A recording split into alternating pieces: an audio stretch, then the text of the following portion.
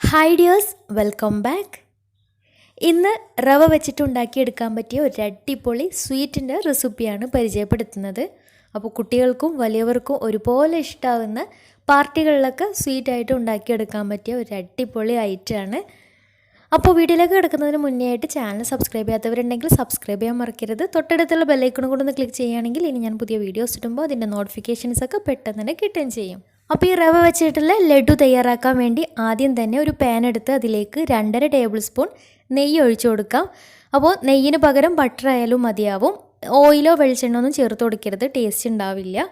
അപ്പോൾ നെയ്യൊന്ന് മെൽറ്റായിട്ട് വന്നാൽ അതിലേക്ക് കുറച്ച് അണ്ടിപ്പരിപ്പ് ചെറുതായിട്ട് കട്ട് ചെയ്തിട്ട് ഒന്ന് റോസ്റ്റ് ചെയ്തെടുക്കുന്നുണ്ട്. അപ്പോൾ നിർബന്ധമൊന്നുമില്ല, അണ്ടിപ്പരിപ്പും മുന്തിരിയും കൂടെ ഉണ്ടാവുകയാണെങ്കിൽ കുറച്ചും കൂടെ ടേസ്റ്റിയാണ്. അപ്പോൾ അണ്ടിപ്പരിപ്പും ഉണക്കമുന്തിരിയും നന്നായിട്ടൊന്ന് ബ്രൗൺ കളറായി കിട്ടിയാൽ നെയ്യിൽ നിന്ന് വേറൊരു പാത്രത്തിലേക്ക് മാറ്റാം. അപ്പോൾ ഈ ഒരു സമയം തന്നെ ഒരു പാനിലേക്ക് കുറച്ച് 1/2 കപ്പ് തേങ്ങ ചിരകിയത് ചേർത്തിട്ട് ഒന്ന് ചൂടാക്കി എടുക്കുന്നുണ്ട്. അപ്പോൾ തേങ്ങയിലെ വെള്ളത്തിൻ്റെ അംശം ഒന്ന് മാറുന്ന വരെ ചെറുതായിട്ടൊന്ന് ചൂടാക്കി എടുത്താൽ മതി. പിന്നെ തേങ്ങ ഒരുപാട് ബ്രൗൺ കളറായി ഒന്നും പോവരുത്, ഈ ഒരു വൈറ്റ് കളറിൽ തന്നെ കിട്ടണം. അപ്പോൾ തേങ്ങ വറുത്ത് കിട്ടിയാൽ ഫ്ലെയിം ഓഫ് ചെയ്തിട്ട് വേറൊരു പാത്രത്തിലേക്ക് അത് മാറ്റി വെക്കാം. ഇനി നേരത്തെ നട്ട്സ് റോസ്റ്റ് ചെയ്തെടുത്തിട്ടുള്ള പാനിലേക്ക് 1 കപ്പ് റവ ചേർത്തിട്ട് നന്നായിട്ടൊന്ന് റോസ്റ്റ് ചെയ്തെടുക്കണം. അപ്പോൾ ഈ ഒരു സമയത്ത് ലോ ഫ്ലെയിമിലിട്ടിട്ട് വറുത്തെടുക്കുക, അല്ലെങ്കിൽ പെട്ടെന്ന് കരിഞ്ഞു പോകും.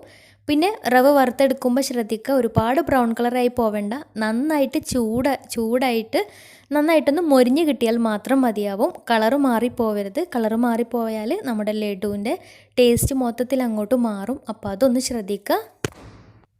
പിന്നെ ഞാൻ എടുത്തിട്ടുള്ള റവ വറുക്കാത്തതാണ്. ഇനി വറുത്ത റവയാണ് നിങ്ങൾ എടുക്കുന്നതെങ്കിലും ഇതുപോലെ നെയ്യിലിട്ടിട്ടൊന്ന് റോസ്റ്റ് ചെയ്തെടുക്കണം.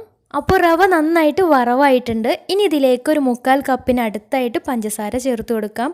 1/4 കപ്പിന് കുറച്ച് താഴെയായിട്ട് മതിയാവും കേട്ടോ. ഇനി ഇതിലേക്ക് നേരത്തെ റോസ്റ്റ് ചെയ്ത് വെച്ചിട്ടുണ്ടായിരുന്ന തേങ്ങ ചേർത്ത് കൊടുക്കാം. അപ്പോൾ തേങ്ങ മുഴുവനായിട്ട് ചേർത്ത് കൊടുത്തിട്ടില്ല, കുറച്ച് മാറ്റി വെച്ചിട്ടുണ്ട്. അവസാനം ഒന്ന് ഡെക്കറേറ്റ് ചെയ്തെടുക്കാൻ വേണ്ടിയിട്ടാണ്. അപ്പോൾ അത് നിർബന്ധമൊന്നുമില്ല കേട്ടോ. ഇനി മുഴുവനായിട്ട് ഇതിലേക്ക് ചേർത്തിട്ട് മിക്സാക്കി എടുത്താലും മതിയാവും. പിന്നെ വേണ്ടത് ഒരു 1/2 ടീസ്പൂൺ ഏലക്കാപ്പൊടിയാണ്. നല്ലൊരു ഫ്ലേവറിന് വേണ്ടിയിട്ട് ഒരു 1/2 ടീസ്പൂൺ ഏലക്കാപ്പൊടി ചേർത്ത് കൊടുക്കാം. എന്നിട്ട് നന്നായിട്ട് മിക്സാക്കി എടുത്തതിന് ശേഷം ഇതിലേക്ക് 1 കപ്പ് പാല് കുറച്ചായിട്ട് ഒഴിച്ചിട്ട് നന്നായിട്ടൊന്ന് മിക്സാക്കി എടുക്കണം.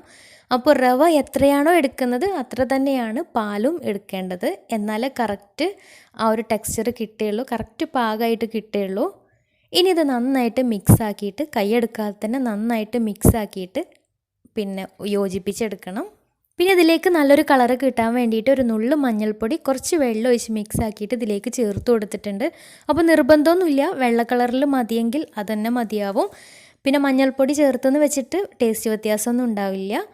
പിന്നെ ഇതിലേക്ക് നേരത്തെ റോസ്റ്റ് ചെയ്ത് വെച്ചിട്ടുള്ള അണ്ടിയും മുന്തിരിയും ചേർത്ത് കൊടുത്തിട്ട് നന്നായിട്ട് മിക്സാക്കി എടുത്തിട്ടുണ്ട്.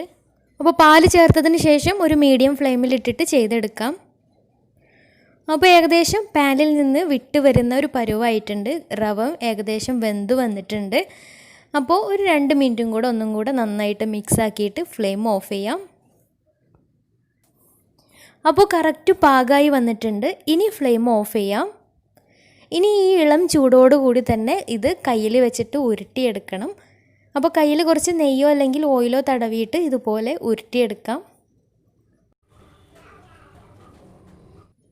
ഇനി ബാക്കിയുള്ളതും ഇതുപോലെ ചെറിയ ബോൾസാക്കി എടുത്തിട്ട് കയ്യിൽ വെച്ചിട്ട് ഉരുട്ടിയെടുക്കാം.